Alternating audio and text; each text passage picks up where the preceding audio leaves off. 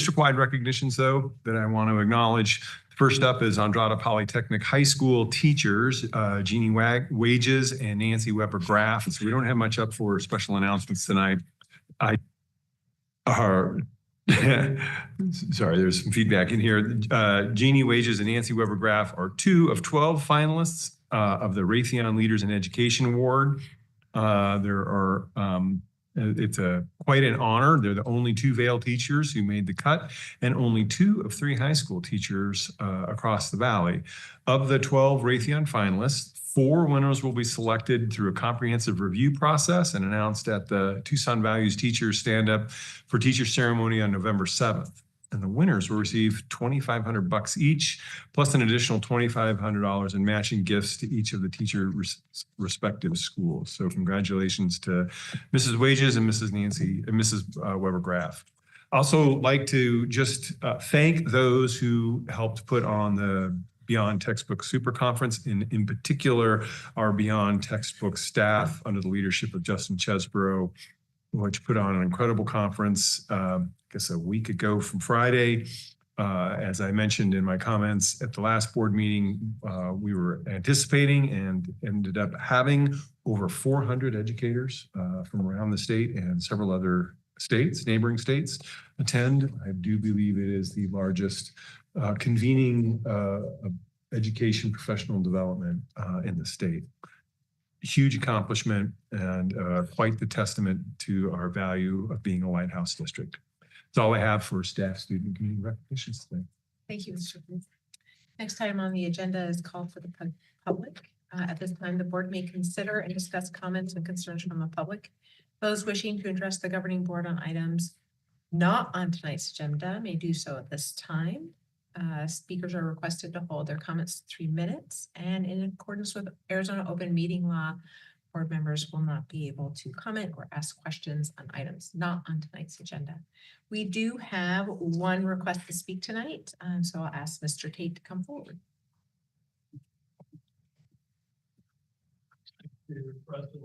Superintendent Cruz, board members.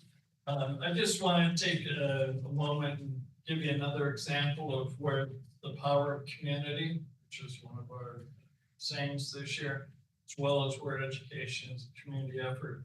Back on September 26th, during the fall break, Commerce had their annual lunch and meeting, and the chamber requested student support from the NJROTC for presentation of colors, a musical quartet, and a student to sing the national anthem again during fall break. Instructor Jeremy Fuller from NJROTC provided the cadets for the presentation of the colors. Janae Evans, orchestra teacher from Empire, provided a wonderful quartet for music prior to the presentations that day.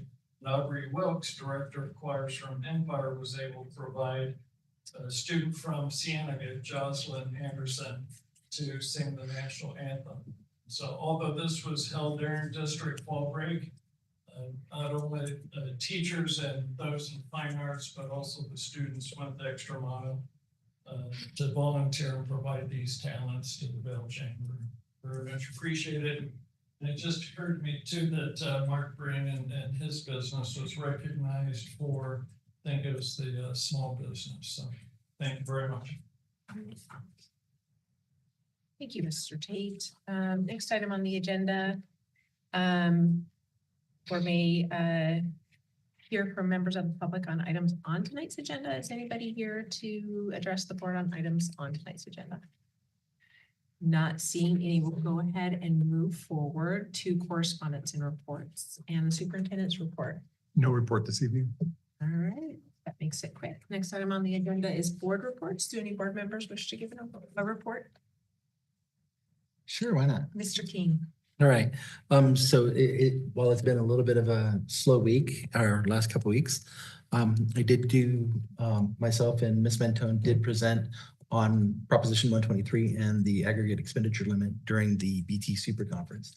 And it was very well attended, the conference itself. So kudos to everybody who put that together, as well as you and I got to attend the Pima JTED ribbon cutting on Friday. So it was interesting to see the number of people who showed up just because of wanting to see a different kind of version of education, not the non-traditional version of education. So, and actually support that. So that's all I have. Any other comments or questions or board reports? I had the opportunity to attend the Pima JTED ribbon cutting. The Pima JTED district provides career and technical education opportunities for Vail students to plug into and students all over Pima County to plug into to prepare for work and professional careers beyond high school. Through a massive community collaboration, private donors, government support, and foundations, they were able to put together a massive coalition to build a beautiful new facility, designed it, preparing adults to work in the medical field here in Pima County. It's going to serve our county really well. I think the most encouraging thing about the day is the bipartisan and across the board support for the effort, and everyone just genuinely showing up to bring this opportunity. We continue to encourage JTED to provide opportunities not only at their hub location, but also at local school district locations. So that was just a beautiful sight. So with that, we'll go ahead and move on to the consent agenda. All items listed below are consent matters and will be considered by one motion at this time. There will be no consent discussion of consent items. Any board member may remove an item from the consent agenda by request. All items not accepted and approved as part of the consent agenda will be considered individually. Mr. Cruz. Thank you, President Tippett. It's recommended that the Vail School District governing agenda as presented. I'll accept a motion. I make a motion to approve the consent agenda as presented. I'll second. Really quick, did any board members want to pull an item from the consent agenda? I didn't think so. So Mr. King motions and Mrs. Anderson seconds. I'll go ahead and call for the question. All in favor, please signify by saying aye. Aye. Aye. Any opposed? Not seeing any, the motion carries.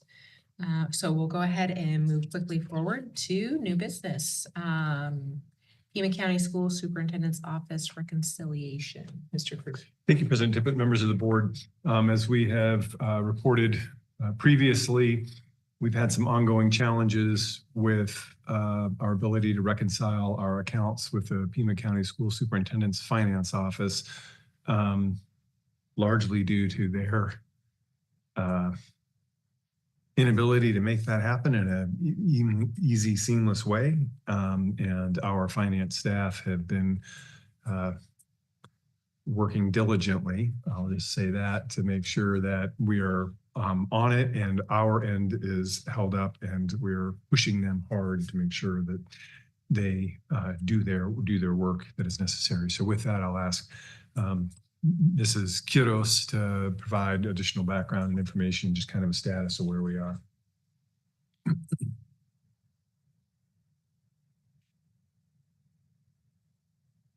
Members of the board, like Mr. Kruth had said, we've been working with Pima County School Superintendent's Office, but more closely with the Treasurer's Office, just because that is our main bank for the school district and school districts across Pima County. And so we've really invested a lot of time and energy learning their reconciliation system. And we just had another call this afternoon with Chris Ackerley, who's been diligent with working with us side by side, making sure that the reconciliation is going smooth. We're also working closely with our auditors so that they are aware of the efforts that we're putting in place to make sure that we get all of our books reconciled with the transactions that are being processed through the county treasurer's office. I would say 99% of the accounts are reconciled. We are the three organizations, ourselves, the treasurer's office, and the county school superintendent's office, are working on our debt service account. And so we're cleaning everything up. We're really close to that. What we have presented in the AFR tonight is all the transaction that the district and the treasurer's office have worked through. We're just waiting for the county school superintendent's office to kind of catch up with that reconciliation. But yeah, like Mr. Cruz said, it's taken a lot of time and effort on the finance department, especially the accountants and Leandri and Melissa, to make sure our books are reconciled and balanced out. So. In just to add some further background on that, our staff, the work that we need to do has been done and is continuing to be done. It is that there's been, well, it's much, much better. There's still some ongoing challenges with getting the superintendent's office to make sure that their books are matching our books on that one account. Can you speak a little bit to preparing for a transition from PEMA, from the county superintendent's office to work directly with the treasurer's office, and kind of some of the background work that you and your staff are laying in that regard relative to this too? In order for the school district to apply for their own accounting pilot program, which means we would work directly with the county treasurer's office to do all of our reconciliation, all of our banking. We have to put together a plan which identifies all of our procedures, anything from onboarding an employee to processing payroll, posting deposits. So what we're doing is we have created all those steps, all those standard operating procedures. I've worked with all of the supervisors in the department. We are fine tuning each of the steps on how to process payroll, how to generate a requisition. It's every step that you can think of from a finance standpoint. I have my final reviews within the next couple of weeks with each of the supervisors, so that we make sure that everything that we need is in place. And then the goal is by November to have that completed. And then we'll work with Chris actively. He'll review it for us. We'll also have to work with the county school superintendent's office. Once those reviews are completed, then we'll submit it to the state board of education. That is due by January 1st. And so we'll have that done before the deadline. And then that goes through an entire process, review process, and we'll be prepared for that. We have very detailed procedures on what we need to do to ensure that we have a segregation of duties, that we have compliance, all of our compliance questionnaire items are in place, that we have, that we're meeting all those requirements to be on our own. The things that are going to be different, should they grant that to us, is that we would process all of our own checks here at the district office. So we have to add a few extra steps into our plan that we don't do right now. And it's just, how do we safeguard checks from, anybody having access to them? And those are things that we just add to the program. We also have to put in there what we would need, and we discussed this before just briefly, in the way of positions to ensure that we can maintain that segregation of duties. And so we would be looking at probably at least adding another accountant, just because the workload to reconcile our accounts with the county treasurer is much more in depth than what we see from the county school superintendent's office. But we're very hopeful. I work really closely with Chris Ackerley as we're going through this process. Reached out to a couple of other school districts. VUSD has already gone through this process. So Arena just did theirs a couple of years ago. And so we've reached out to them just to get their input as to how they, if there was anything that they could change in their process that we can take advantage of or carry on. We'll present that to the board once it's finished, just so that the board can see that. Thank you. So we have background. Thank you. Any comments or questions?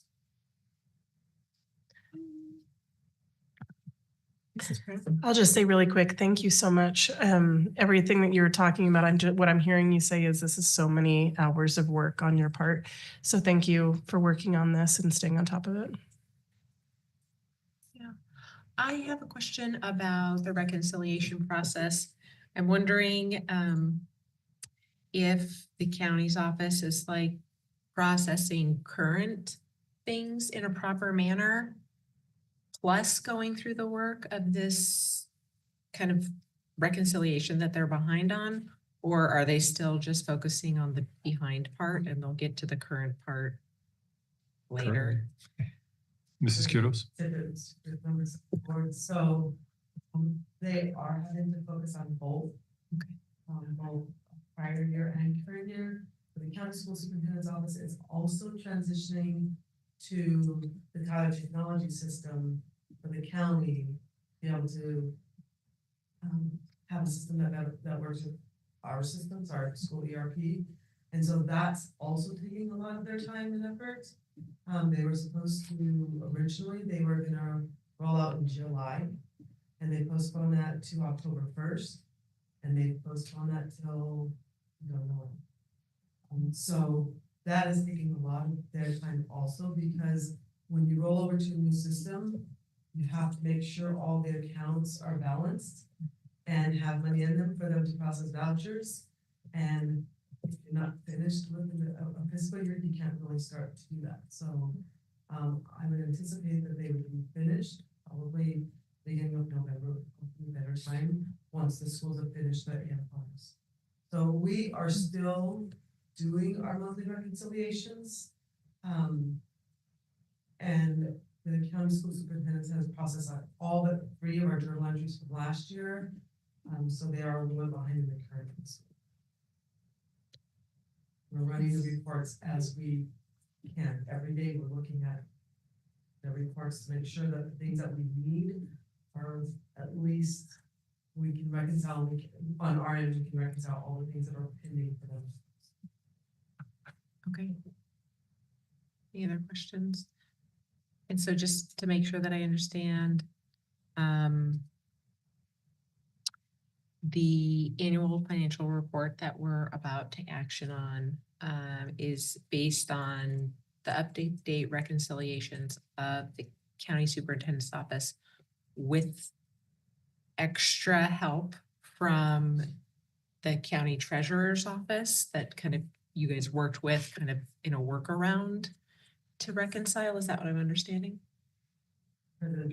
Yes. Members of the board, it's actually reflective of our accounts at the district. Okay. And we submitted changes and journal entries to the county of where we need things to be moved. We've made sure that we're working with the county treasurer also, so that our accounts are in compliance and they're balanced. And we're just waiting for the county school superintendent's office to finish their transaction. So it's everything that's presented tonight is where we need our records to be. We're waiting for the county school superintendent's office to catch up. And the catch up is really down to one account, or Yeah. largely, right? Okay, Yes. great. So essentially we've reconciled with the bank account and we're just waiting for the accountant Good. to catch up. The bank. Yeah. Yeah. Yeah. Okay. Mrs. Anderson? And do we have a time frame? Like, I mean, I'm just like, they're still not giving a time frame. Mrs. Kudos. The members of the board, there is no set deadline yet. Okay. We are, we're communicating with the county on a regular basis.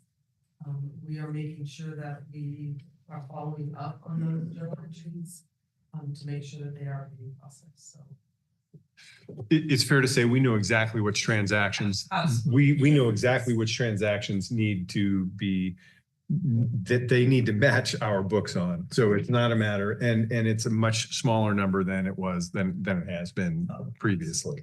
So we're down to a small amount. They need to address those things. And so we're just hounding them on those particular transactions. And Ms. Kuros, correct me if I'm wander too far away. Part of that is they're also busy reconciling other school districts' accounts from last year and trying to roll over to a new technology. So they haven't attended to those things. They know our deadlines and they know what they need to hit, and we'll keep hounding them. I mean, we have sent a pointed letter. We've shared that letter here about what happened when they didn't do that last year, and it resulted in an audit finding on their errors resulted in an audit finding for us. I've been assured they want to do all they can to avoid that from happening again. They're apologetic about that, which I'm grateful for. We're going to make sure we're doing everything we can that doesn't happen again. So it's also, frankly, why Mrs. Quiros and her staff are working so hard to build the foundation for us to cut out the county school superintendent's office and frankly do the work that they were doing and work directly with the treasurer. So once we get to that point, we can swing from the one branch to the other and make that happen. But I think we both love to tell you we're clean, clear, and we're ready to go. We've got a snag or two that we're waiting for them to unsnag on their end. So, so then what does that look like with the state? Where are we at? Like, So it's not the state at this point, it's our own auditors. okay, So we have our own audit firm. Highfield and Meach comes in and audits us, and Mrs. Quiros and her staff are in constant communication with them. They know exactly where we are. They know exactly what the accounts are that are waiting to be reconciled, and they know why. So, and we've worked with that group for a long time. They work with school districts across the state. They understand what the issue is. What they can't help us with is if they trip past the deadlines, which don't really start to take effect until next calendar year. Yeah, is that correct? President, Mr. Good, members of the board, the deadline would be by the time we're finished with our FY 24 audit. And so we have to have all those reports done and completed by December. So yeah, we have some time to continue to work on this. We have 3 journal entries that we're waiting for them to post. And then our debt service fund, we were able to reconcile all but $64 today with the treasurer's office. And our bond account was like $271, but we showed them all. And So can you describe what the debt service account is so the board understands and the listening understands what that particular account is? Members of the board, the debt service account is the account that we use to pay all of our outstanding debt. So when we go out for bonds, we sell bonds, we have to pay that back. And the way we do that is we have our secondary tax rate, we raise revenues for that, and we pay back 2 payments every year. So one is January, one is July. And that account is just used for that. And then any revenue that is generated in our bond fund, because that is a fund that has money, is then transferred to our debt service also. Mr. King, did you have another question? No, you got it. You got answered. Okay, great. Any other comments or questions? Thank you. Yeah, thank you for making sure that we could just really understand all the different intricacies to this really complicated issue. And thank you to all your staff for walking through and unraveling all of this on top of their regular duties. So thank you for that. Next item on the agenda is the fiscal year 23-24 annual financial report. Mr. Creed. Thank you, President Tippett and members of the board. This is by statute, we're required to present our annual financial report and that to be discussed and approved. So Mrs. Quiros has prepared a presentation, is going to walk through that with you. You have a paper copy in front of you and I will look along with the slides for others to follow through. Mrs. Quiros. President, Mr. Cruz, members of the board, as Mr. Cruz said, that financial report that was prepared that is before you this evening for signature and approval. We're just going to go over kind of some of the major funds. I'll explain to you just kind of what we've seen for this last year, the expenditures and some of our revenues and just some of our major accounts. So I also want to thank my entire staff, Leandri and Joanne and Melissa and Caitlin and Crystal and Julia all spent a lot of time helping with this entire reconciliation for us to be able to put this report together. The auditors spent an enormous amount of time because we also have the school by school report that's presented, where she puts in all the information for that. So it's quite an undertaking when you're putting together this annual financial report. So, the first slide is just it's a pie chart just to show you our M&O budget. We spent $119 million, and it's just a breakout to show you, where we're spending all of our money. Majority of the money, as you can tell, is in instruction.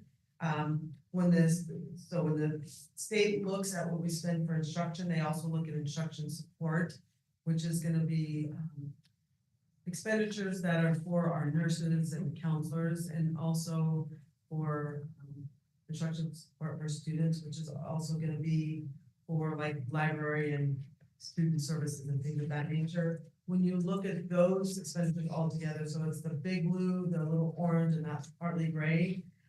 We've spent about 1% more than we did last year, which is good because we want to continue to spend more in those categories than we do in the other expenditures, especially administration. So, when we look at all of our expenditures, we're right in line with what we've seen in the past, just percentage wise, how we're spending our budget.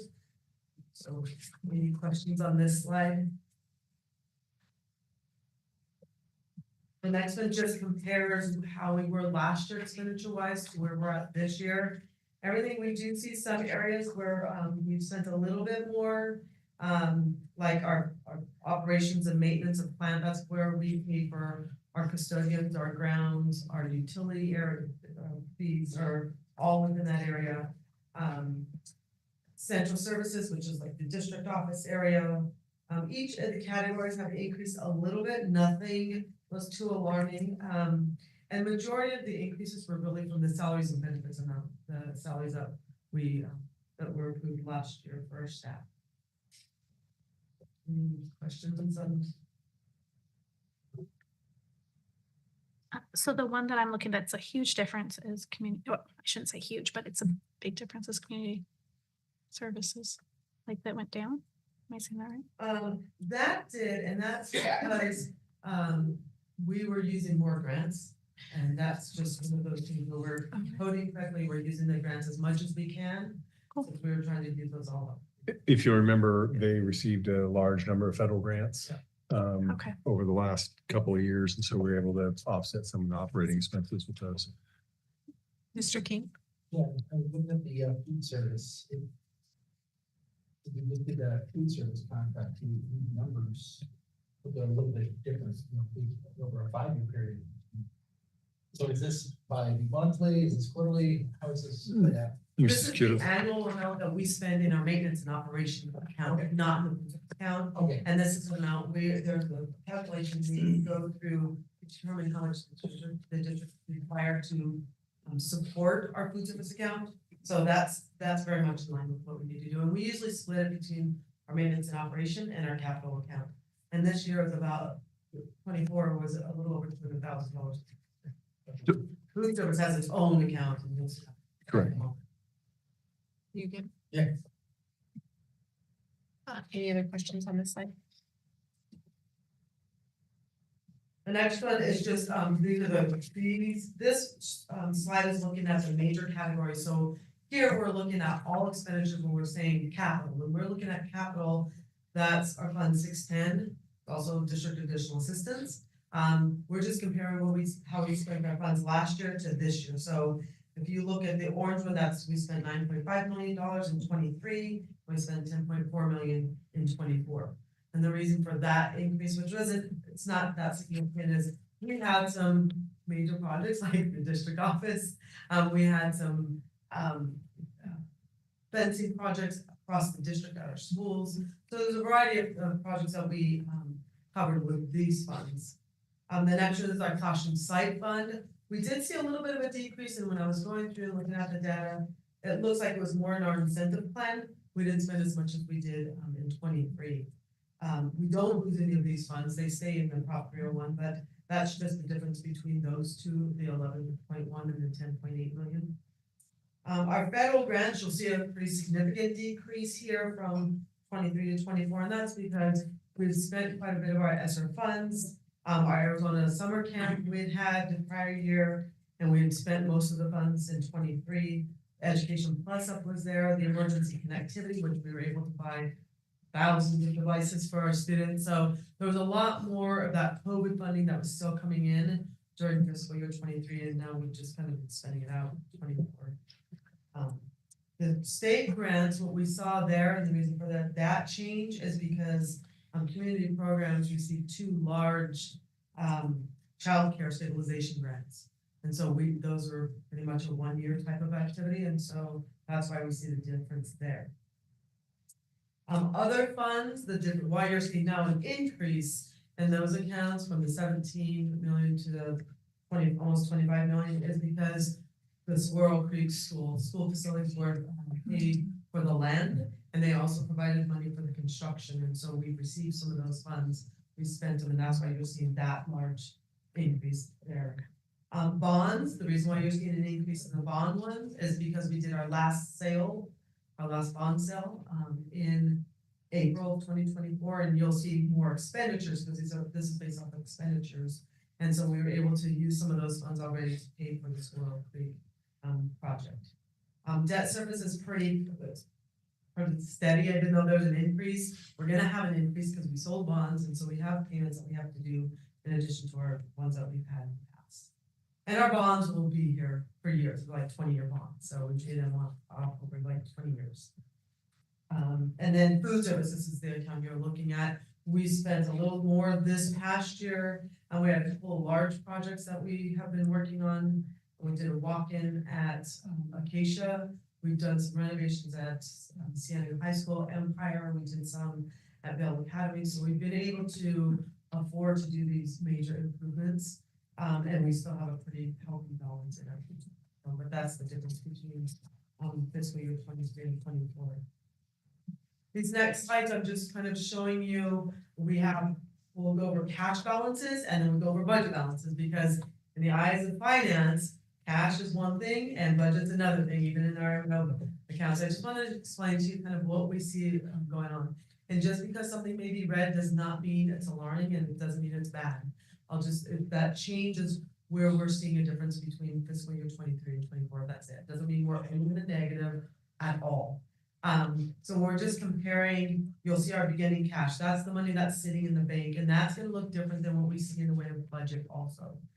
We have a beginning balance. There was a difference between, if you look at the ending balance and the cash balance in FY23, which is 14.3 million, and you look at the beginning balance of fiscal year 24, which is almost 12.9 million. There are some differences there, and same with capital, because we needed to make some adjustments because of the way revenues were allocated out at the county school superintendent's office. We needed to kind of even those out to make sure that they were covering the budget part of what we have going on in our accounts. So that's why you'll see those differences. The revenues, we brought in almost $120 million of revenue in the M&O.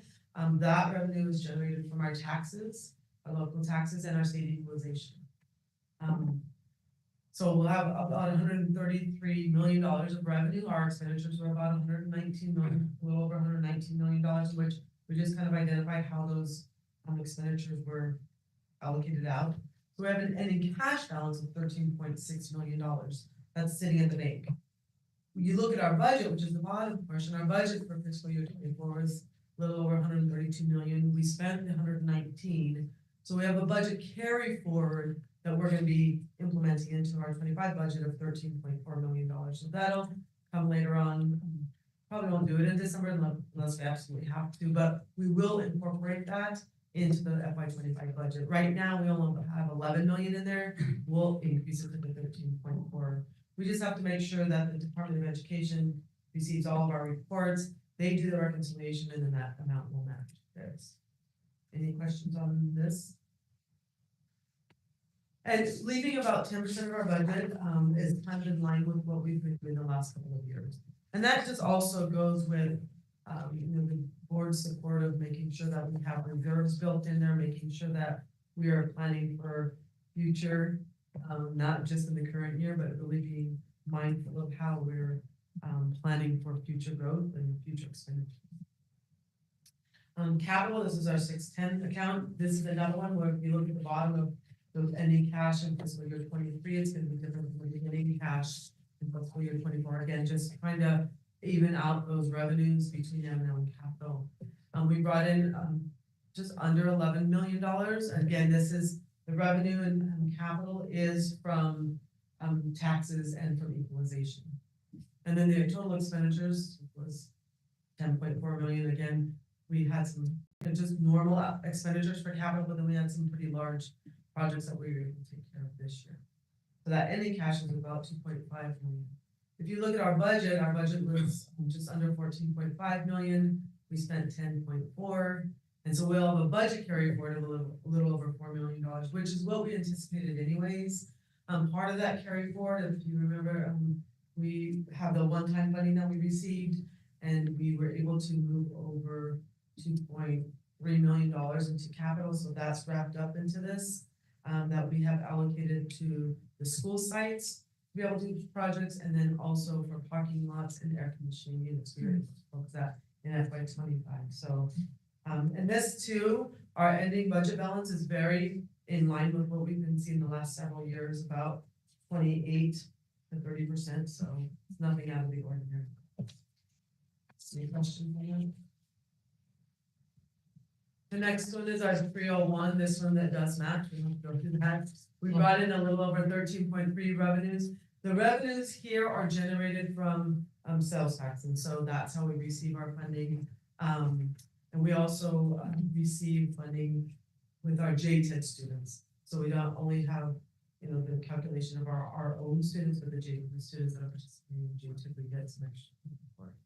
So we brought in a little over $17 million in revenue. Our expenditures were a little less than $11 million. So our ending cash balance is $6.2 million.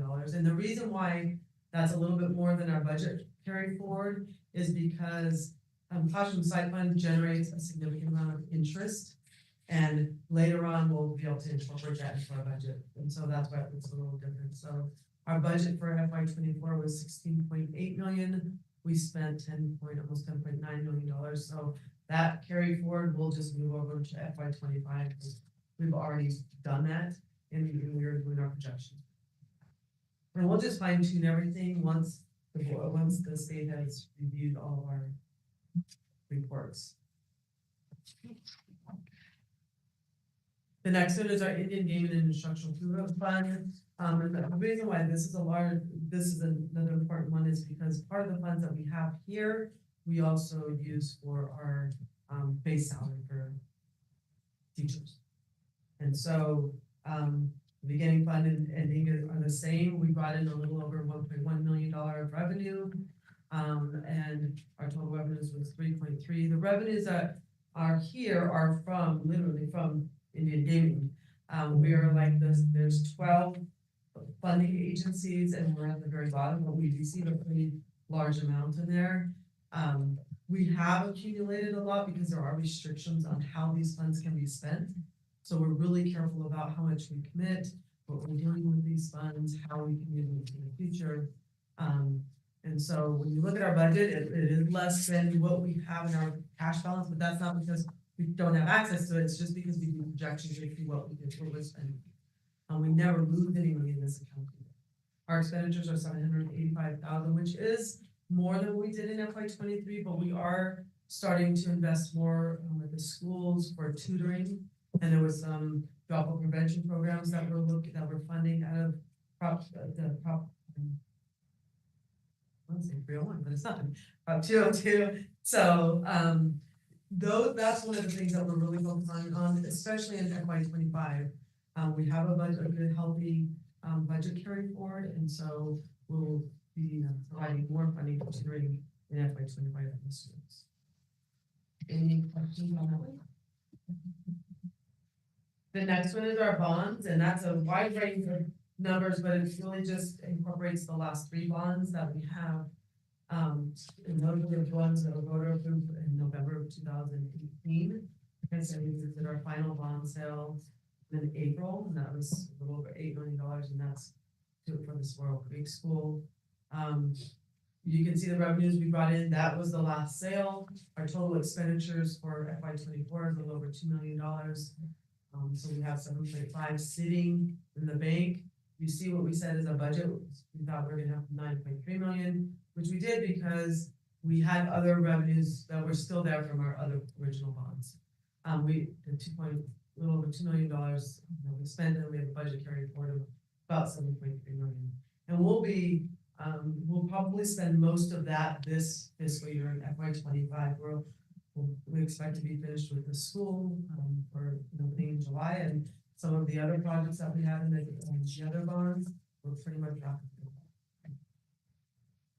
Ready for something in the future. Our last fund is our debt service. I just wanted to kind of go over this with you. I didn't do a budget because we really don't do budgets for debt service because our bond council tells us exactly how much we have to spend, and we don't write checks for that. These are all transactions that take place at the county treasurer's office. They work with the bond council and they make sure all of our payments are done. And that's why when we're reconciling, it's really important for us to reconcile with the county treasurer because they're the ones who initiate all of the transactions. We don't do that. And so our beginning cash was $3 million. We had revenues of 10.2 that came in. Total expenditures a little over 10.5 million. So we have a little bit of ending cash, which is expected in these accounts because the way that the payments are scheduled. Any questions? Okay. Thank you, Ms. Kittle. Other questions? No, I don't think so.